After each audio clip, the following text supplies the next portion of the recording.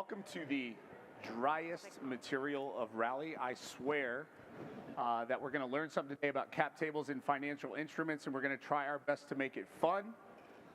Because I think the biggest irony at this show is that I walk around to all of these big data, machine learning, and AI content sessions, and I have no idea what they're talking about. But the most important aspect of those businesses is here, and oftentimes we as entrepreneurs run away from it. Because lawyers, financiers, accountants use big words and acronyms unintentionally, but that scare us. And we don't spend enough time understanding the core components of who owns the company that we're building like we should. So today, I'm going to do a couple of interactive pieces to get us warmed up. All right, so we're all going to raise our right hand and repeat after me. Every time I raise a dollar, it's a dilutive event. Ready? Every time I raise a dollar, it's a dilutive event. Raise your hand if you've ever renovated your house. Who's brave enough to be a volunteer? Mr. Heiss. If I asked you what the 3 most equity-producing things you could do to your house when you're renovating it, what would you say? Kitchen, master bath, and basement. You get 2 out of 3, that's pretty good. Kitchen, master bath, basement. Most people would say kitchen, master bath, extra bedroom. If I asked everyone in the crowd what 3 things they could do to increase the equity of their company, everybody would answer that question differently. Today, we're going to try to draw parallels about things that we understand completely with all of the things you need to know about cap tables and financial instruments for your business, because it's not that hard to do, but we don't spend enough time doing it. So with me today, I brought my friends all the way from New York, from Goodwin Law, because Goodwin Law is one of the largest firms in the world that works with early growth stage and M&A, or companies preparing for M&A.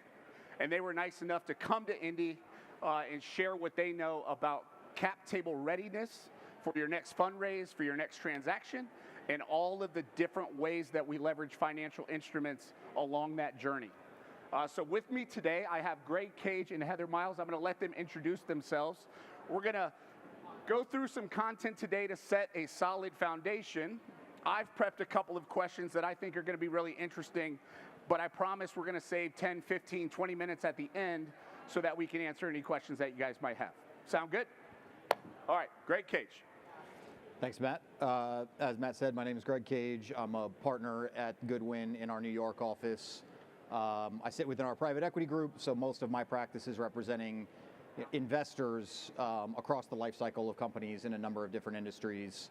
And most of my work is in growth equity financings, M&A, exit events, and often on behalf of private equity funds and growth equity funds. I'm actually an Indianapolis native, so Matt didn't have to twist my arm too hard to come back and participate here and come home for the week.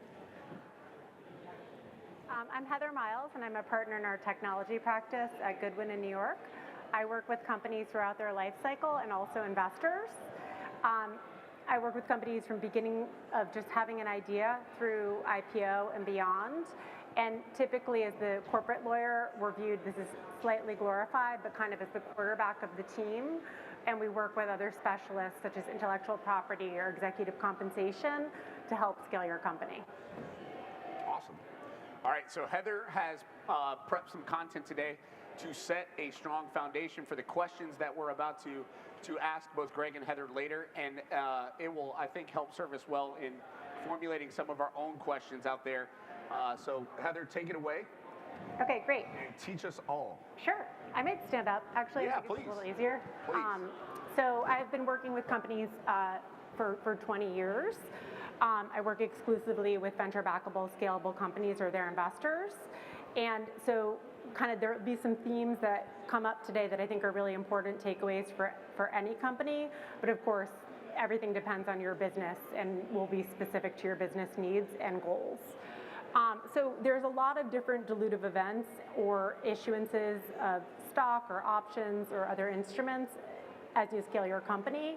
I think the way to think about it, that I framed it, is kind of sequentially, so starting with formation, then taking outside capital, then other dilutive events such as new hires, commercial arrangements where you might be giving a warrant or another small piece of equity in connection with a loan or some other commercial piece. And then also M&A in the context of not just selling your company, but potentially acquiring other companies before you have a liquidity event yourself as a founder. The key takeaway here is that you really want to maintain a healthy capitalization.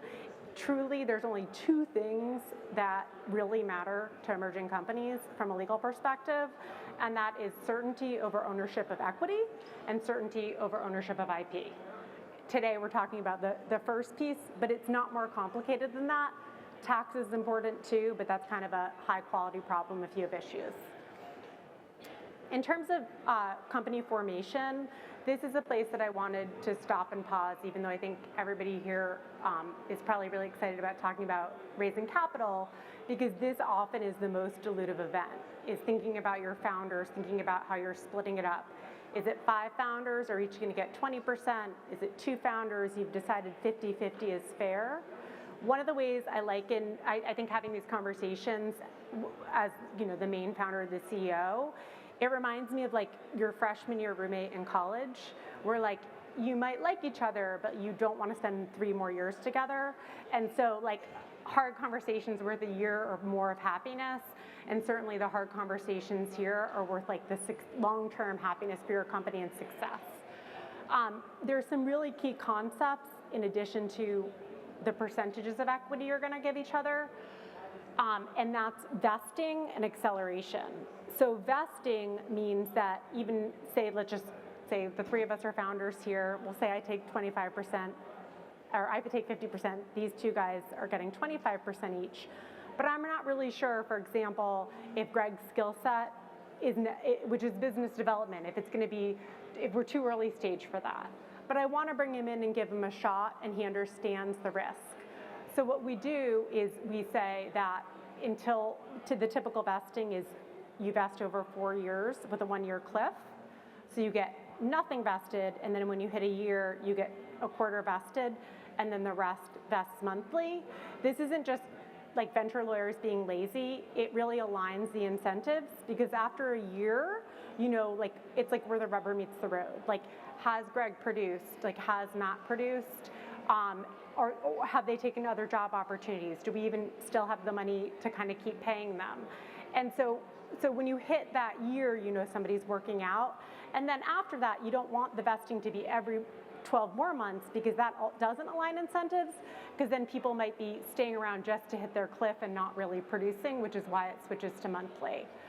It's very protective of the company, and it allows companies to execute, because they can give this piece away because it reverts back to them, if a certain period of time hasn't elapsed.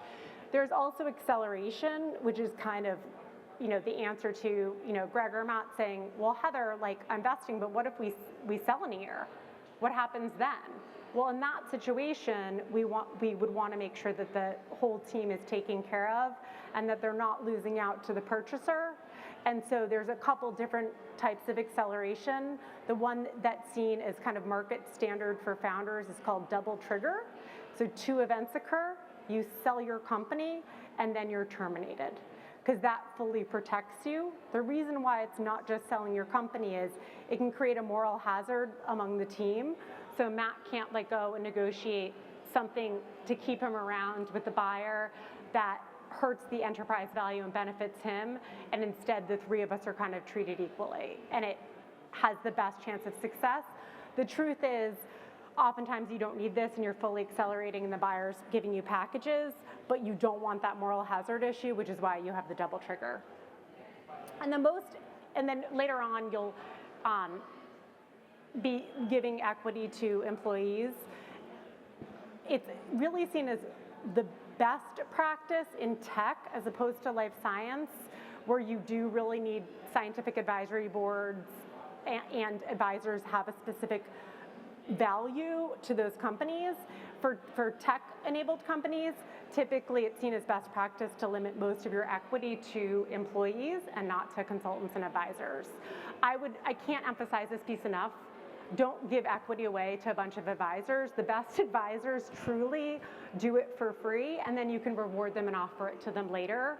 The ones who come up front and say, here's what I want, I only do 2%, they're not going to be good advisors in my experience. And you can always take care of people later.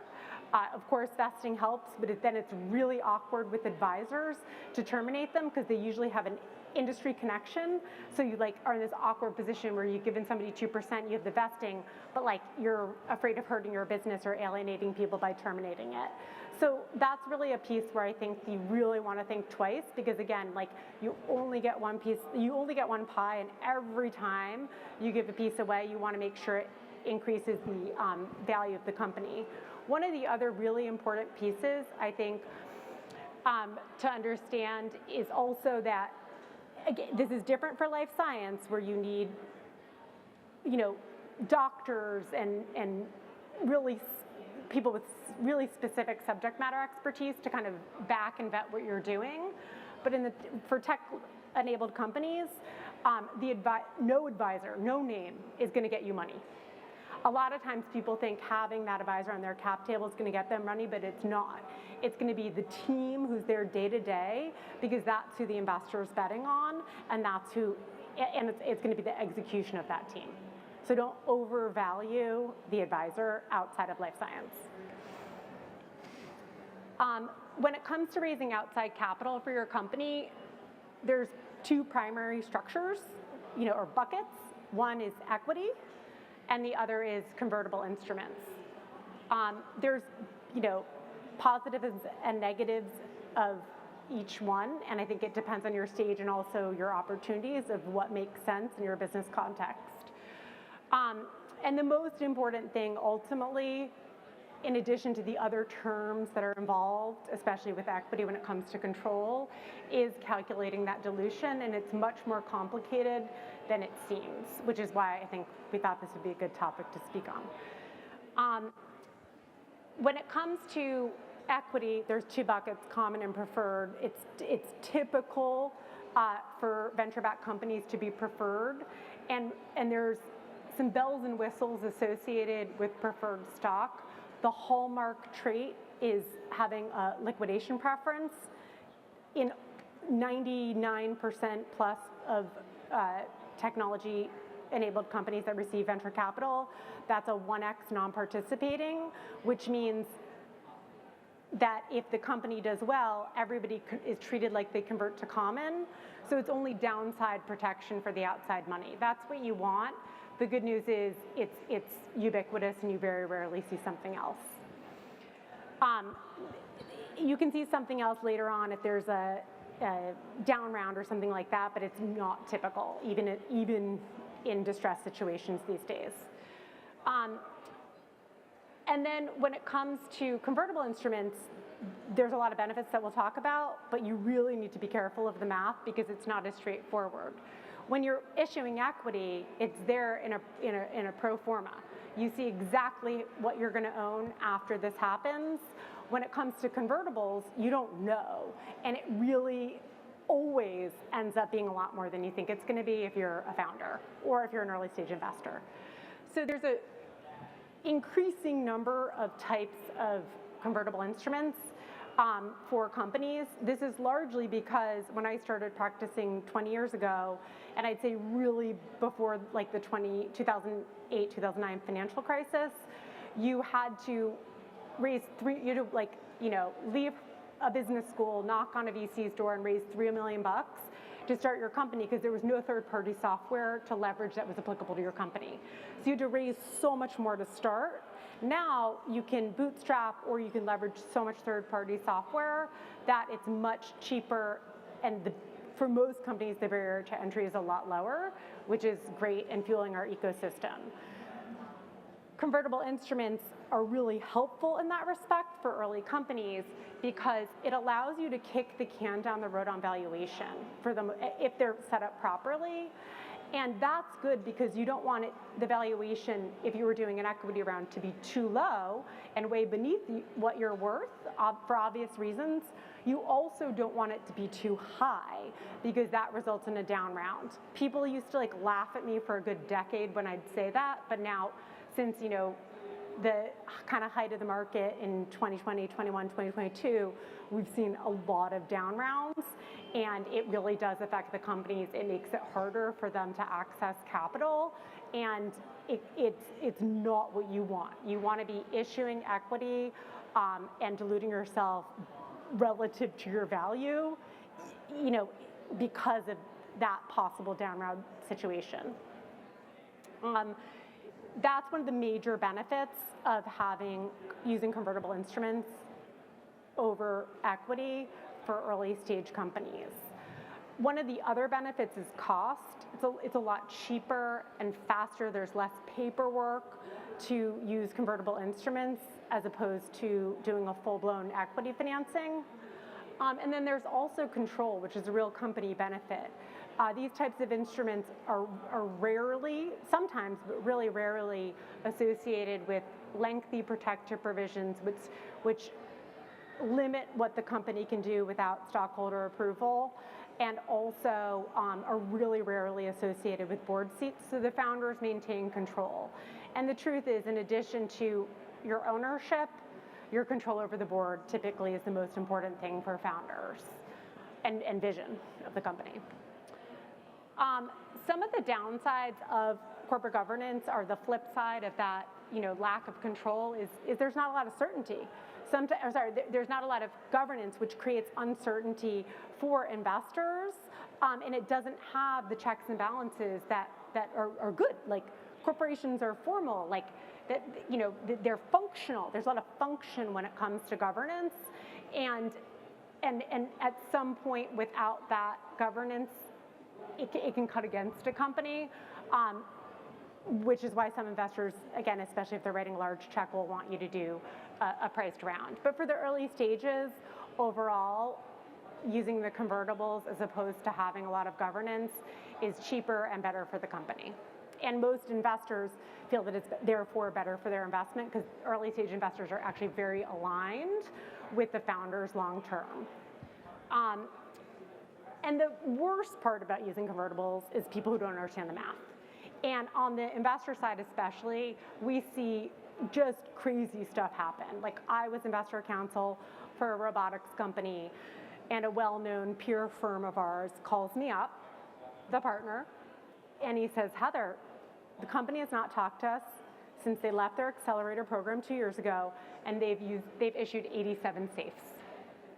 It was a disaster. Like the math was barely doable. And they said, we're gonna work through this. And the truth is as investor counsel, all I care about is that they have company counsel who knows what they're doing, who knows it on top of it, and will take the company to task sufficiently to know that this won't happen again when my client's money is coming into the company. And you work through those issues as best as you can.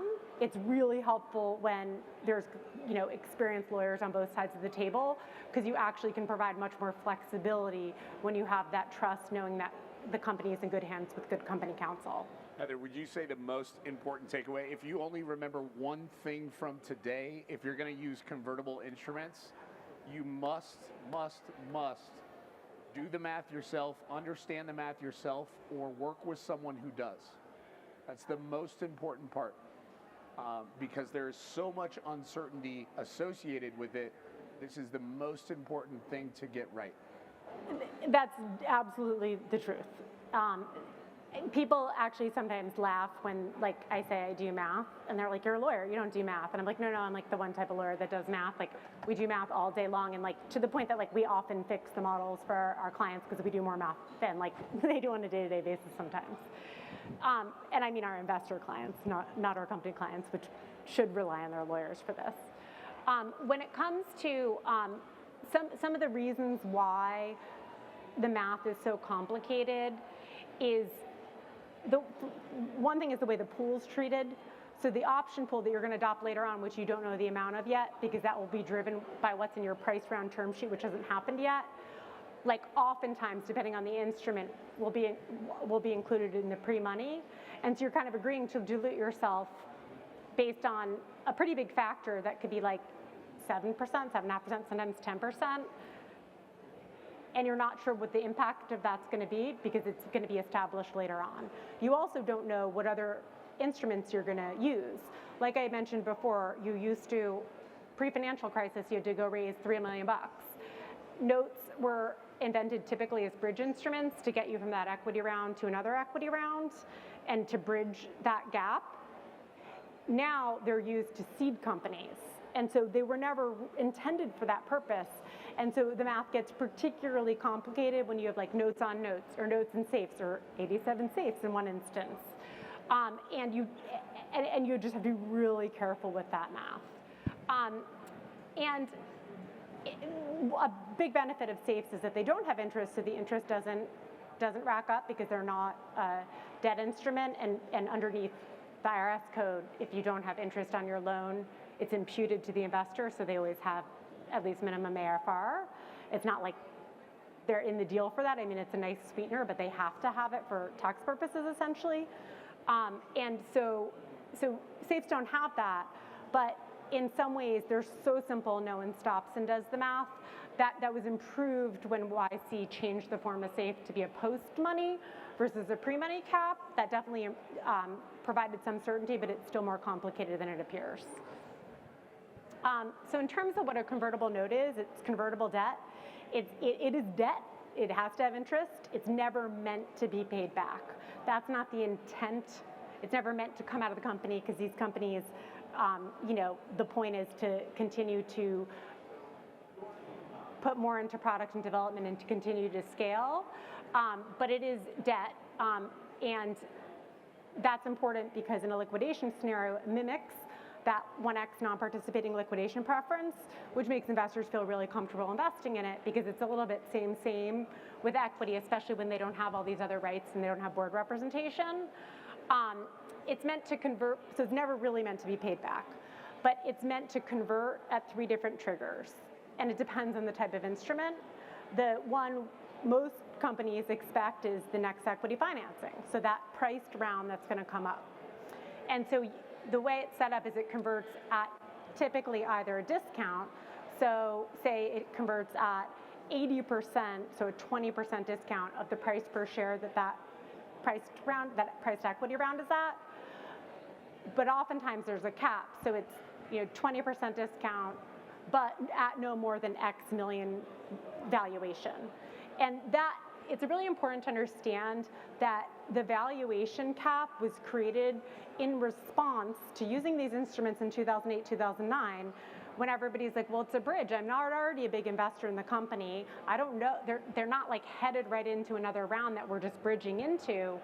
So what happens if I take all this risk and it becomes a $100 million valuation by the Series A or Series C, and I get nothing? So the response was, we said, the lawyers were like, okay, well, let's put an outer limit. So it won't convert at more than X million. Now it's like, that's been lost.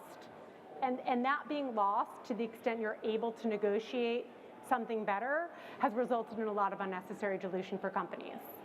I think it never hurts to ask, as long as you ask nicely, and you have some sort of math related to what you're doing, of why you think your company is sort of valued at this, which is really not super formal at this stage. You don't want to come in and say, it's a $100 million company when you don't, you're pre-MVP, but it never hurts to ask. The worst thing is they can say no. It shows some chutzpah, and most people are happy that they're investing in an entrepreneur who's going to make that ask. Can I Sure. Make sure that we just repeat one thing that she just said? So back in 2008 and 2009, when convertible notes became more popular for seeding businesses or serving as a bridge instrument from equity round to equity round, the cap was introduced as an upper bound. By show of hands, how many people either have experience with, or have invested in companies that use the cap as a proxy for the valuation? A ton. I'm going to add to that group. A ton. So it was intended to be an upper bound, right?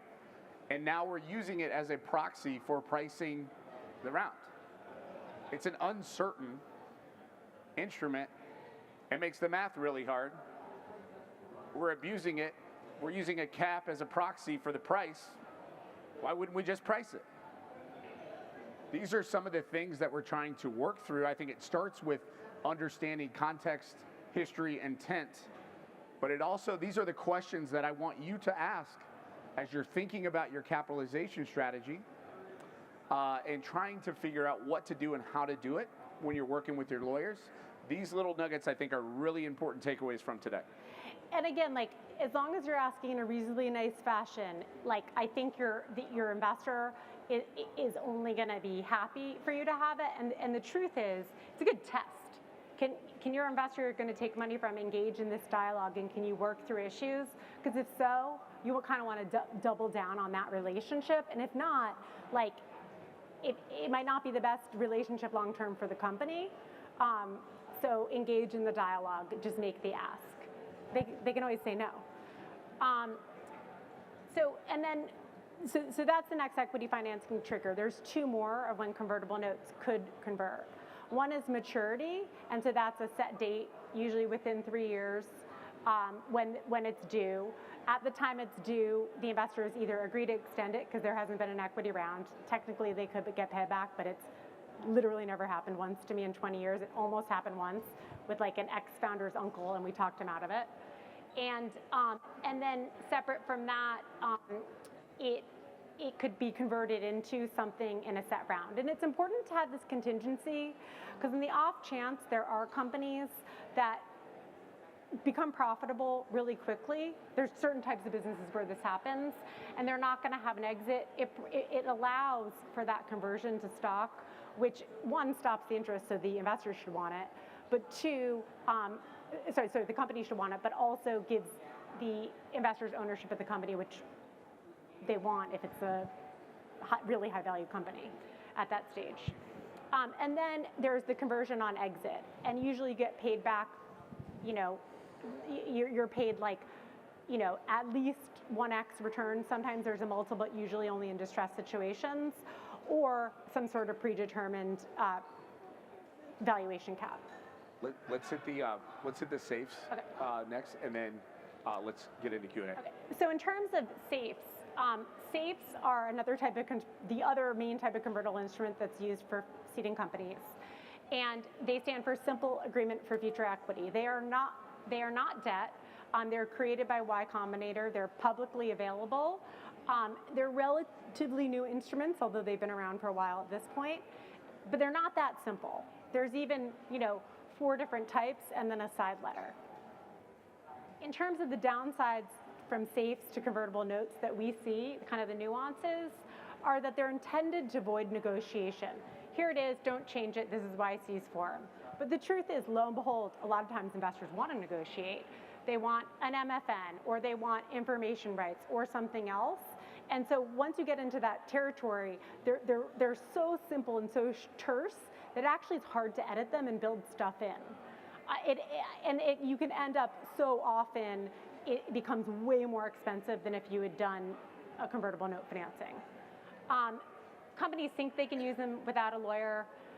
We find the math's most likely to be screwed up because they're so simple and no one's thinking about it, and they're so widely accepted right now. And they get way more complicated again if you have like multiple convertible instruments, or you have an MFN that could trigger some sort of crazy dilution you didn't anticipate. The accounting and tax treatment's also a little bit less clear. It's not a super big problem these days. Most accounting firms feel comfortable with it, but it is something to consider. In terms of the downsides for investors, they don't have maturity concept or bear interest. That's just, again, a sweetener. It's not going to determine an investor's deal, but for a private equity fund, it's important because, like, the way they run their models. They don't have an equity financing concept, so you're not exactly sure what kind of, they have a concept, they don't have a dollar threshold, so it's not quite as clear at what stage they convert necessarily, and they're not debt. So in the off chance that the company has value but goes under, the way the convertible note mimics the liquidation preference doesn't exist.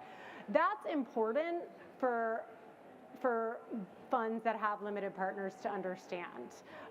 It really is, because like you're basically going in and not protecting yourself with limited partner capital, which might be fine because it's market and you're getting the company, but it's something that funds with LPs really need to think through.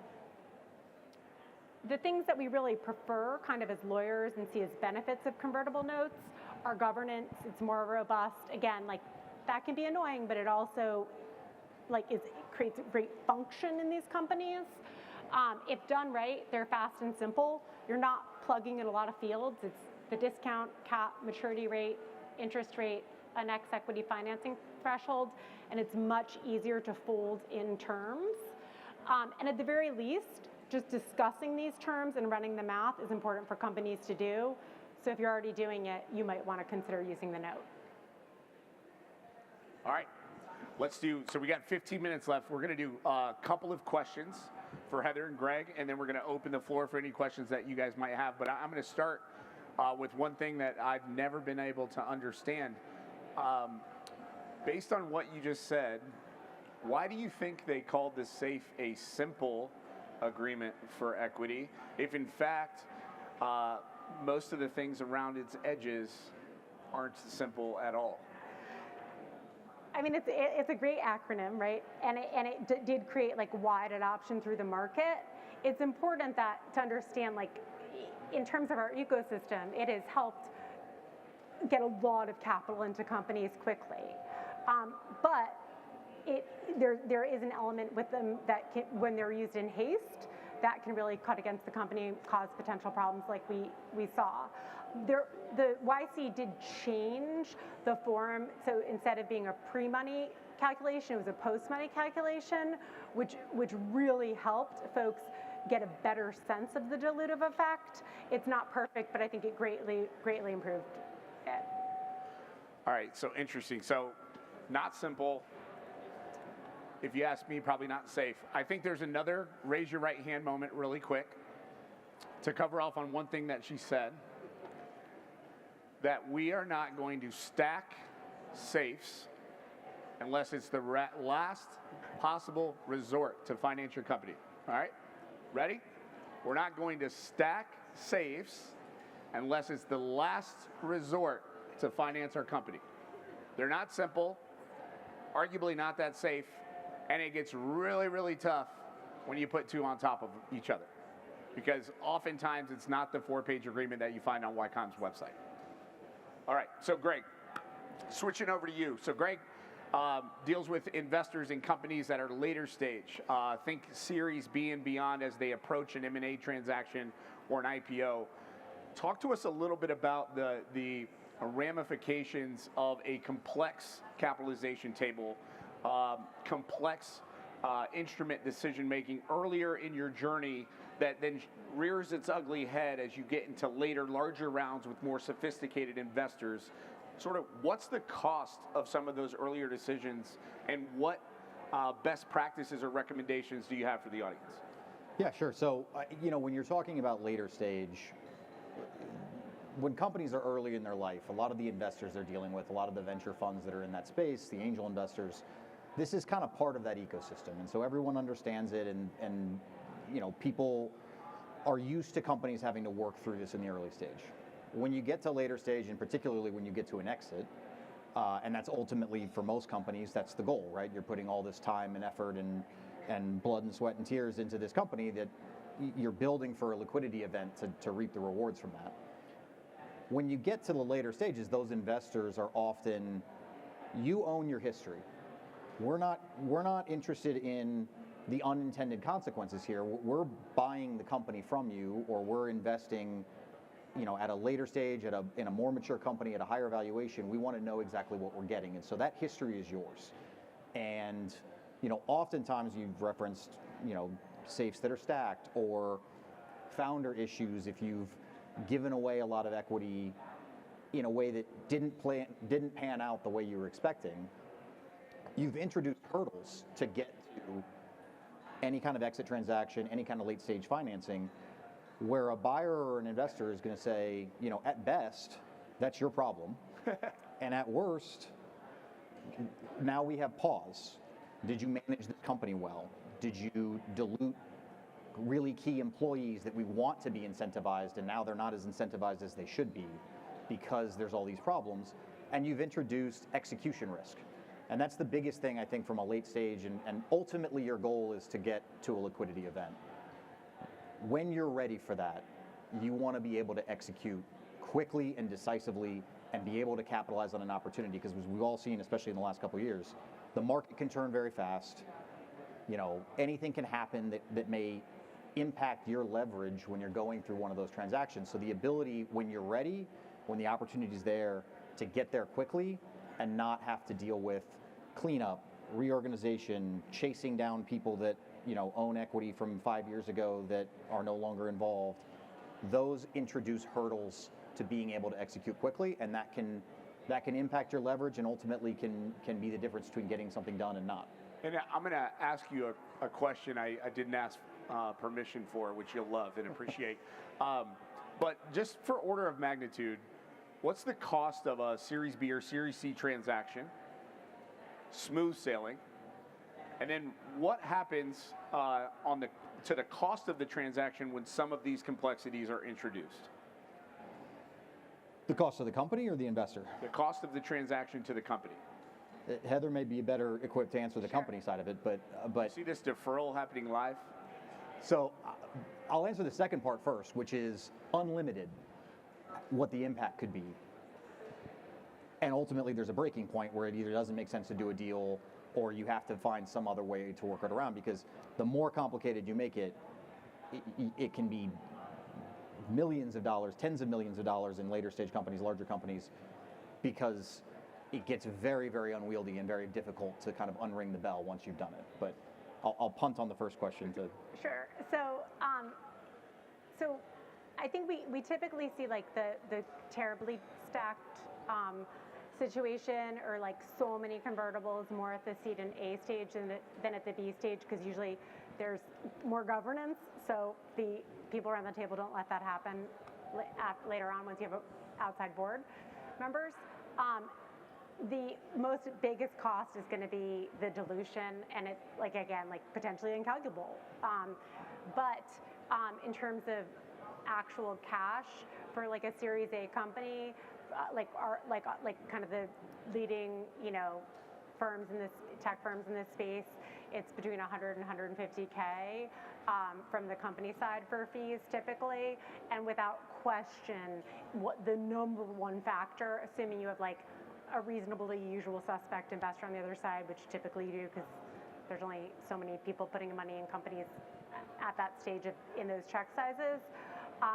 The number one driver is going to be how many angels did you have, because it's like, you know, every signature block, every line, like it just keeps adding up, and then the side letters become a real big nightmare, because if they weren't drafted properly, they don't terminate in connection with the next equity financing. And believe it or not, you can only have, like, for preemptive rights, like there's only one apple. You can't have like 57 different mechanisms to give preemptive rights, because you need a denominator that's standard in order to calculate that. So in order to make sure you can actually live up to your preemptive rights as a company, you can only have one set, and that's going to be in the equity financing documents. So then you're running around begging some funds sometimes, or less sophisticated angels, to get rid of those because they didn't terminate correctly. And then like the cost just keeps going up. And you have to do it because you have to get the capital. So there's no question that using a lawyer all along is cheaper, zero question. What a SAFE is great for is, like, you know, you're like in the best case situations is you're starting out, like you're bootstrapping, like this is not your first company, like you don't have the cash, and you need to create your MVP or get a little bit further past that, and you really need the capital, and you have one person who's going to write a 500K check, or a certain amount, and then it's just really easy, and you have that trusting relationship. That's a great use of it, because it doesn't matter what's on the paper because of the relationship, and it's between you two anyhow. If you have all these different investors and they have all these bilateral agreements, that's much worse than having a note purchase agreement where every single investor is signed up and you can amend by majority, which makes issues like getting rid of preemptive rights easy because you need a majority as opposed to every single side letter. I'll just add one thing to to your point.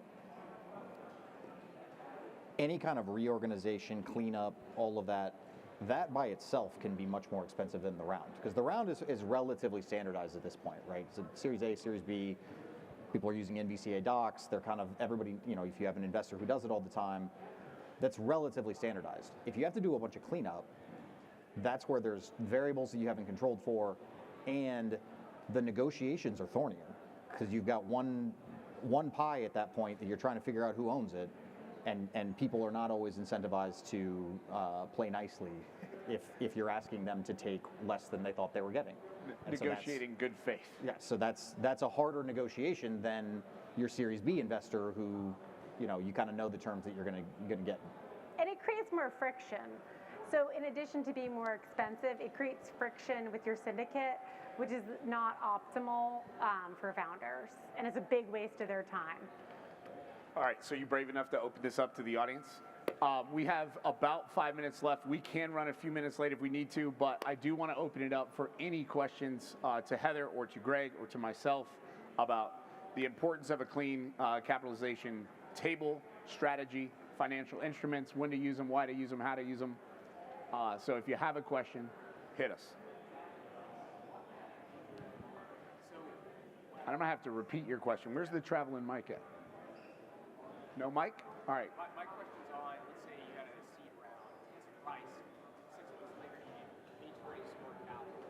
How would you're like opening that round back up versus raising a seed? So the question was, just raised a priced seed round, and I need some more capital in 6 months.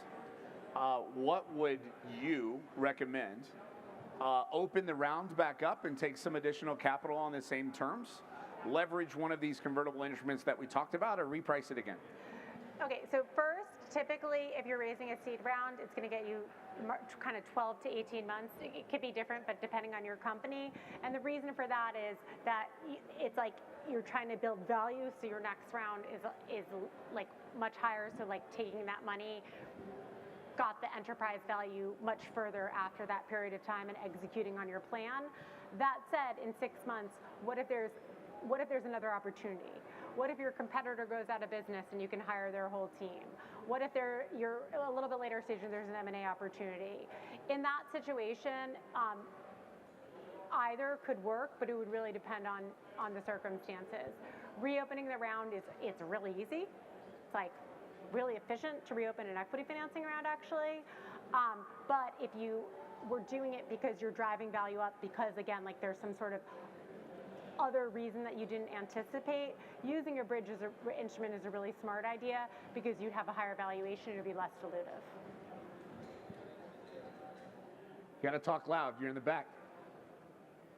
What do you see as some of the most common and important provisions in a debt instrument, like participation or any kind of capital that owners should be looking out for?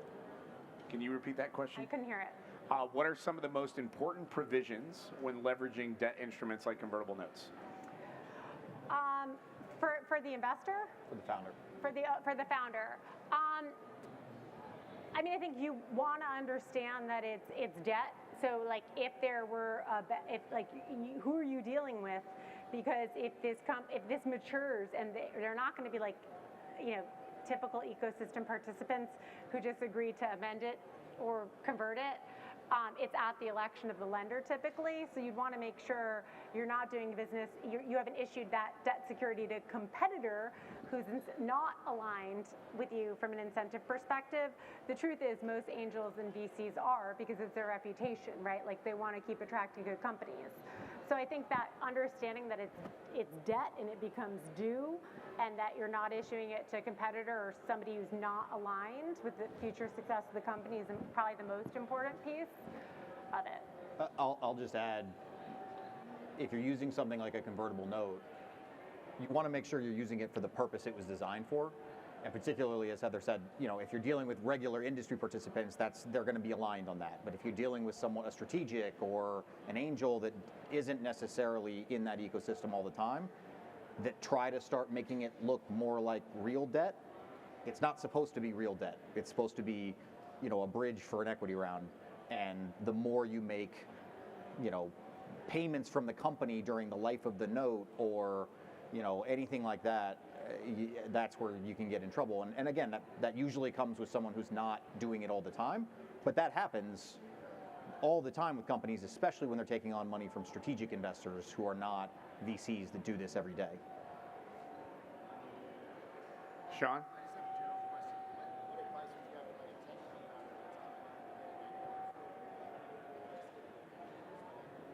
Can you say that one more time? What advice would you give to a tech co-founder that's coming into, that's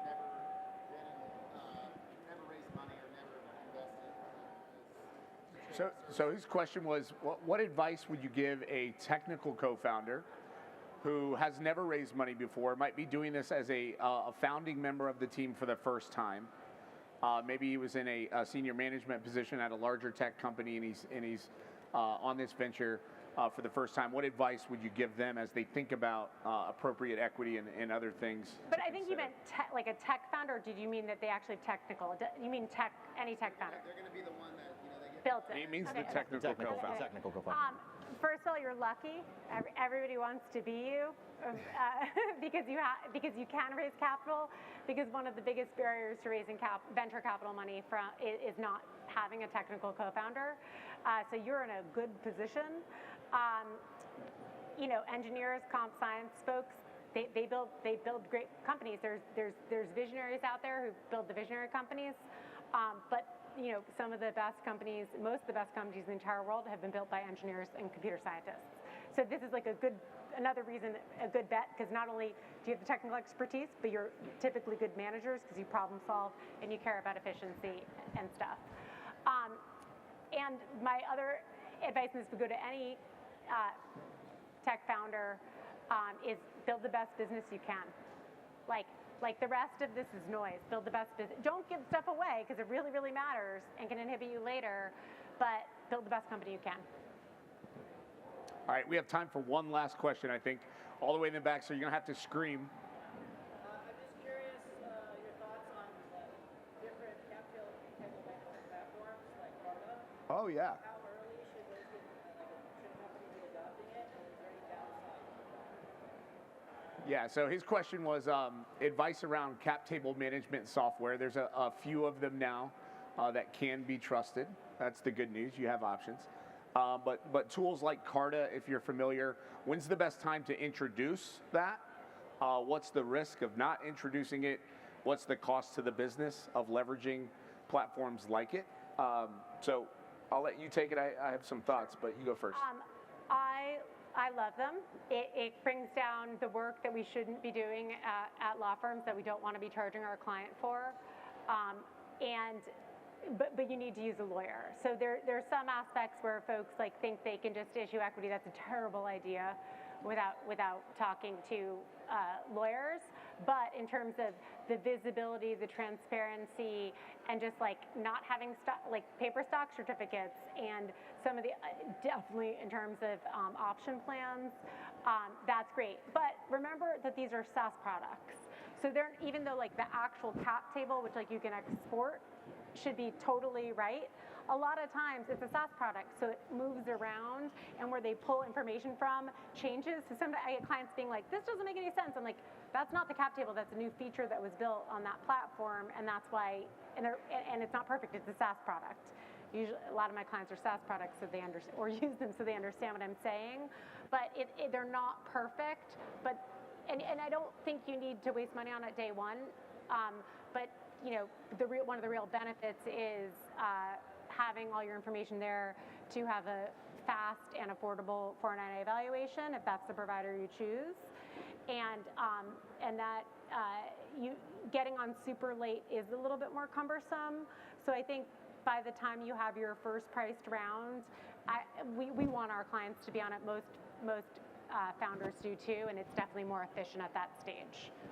The only thing I'll add is that it's a tool, But one of the problems you see is people kind of too reliant on the fact that they have access to that and they don't have the sense of ownership of their own cap table that they should have. Because there's too often we do deals where, you know, the company just spits out the printout and says this is it, and there's issues with it, there's discrepancies, there's record keeping problems, whatever it is, and then when you ask the question, it's just what's in the platform. That's all that matters. And you know, as a founder, as anybody who's in management of a company, it's still yours. You still need to own it, and you still need to understand exactly what it says and exactly what the implications are of what you've done with your cap table. And it's just a tool to make that easier, but it's not there to do it for you. And the legal cleanup will be more expensive if like cleaning it up versus like using your lawyer involved in the process. Yep. Yeah, that's great. All right, so last question for the two of you. What resources have you recommended to others before? They got to hear us for 45 minutes, but I'm sure that you have many questions that we don't have time to answer. What resources would you point them to around capitalization strategy, cap table management, financial instruments? Are there websites, resources out there? Carta is a great one, but are there others that you would recommend for the audience? I would really like anything else. Like, I'm a big believer in taking advice, but only from people you want to take advice from. So I don't think the internet is the best place. I think talk to fellow founders, talk to investors, talk to people who have been through it before. I think our biggest value as life cycle attorneys, to be honest, is sitting on the sidelines for so long. The volume we see, the pattern recognition we have, the way our visibility of the field, because we know how it's going to play out because we've done it before, is like our benefit. I think in terms of actual content, I think Carta has very good content for pretty nuanced things, especially within their platform. Most people don't take the time to read it, but it's quite good.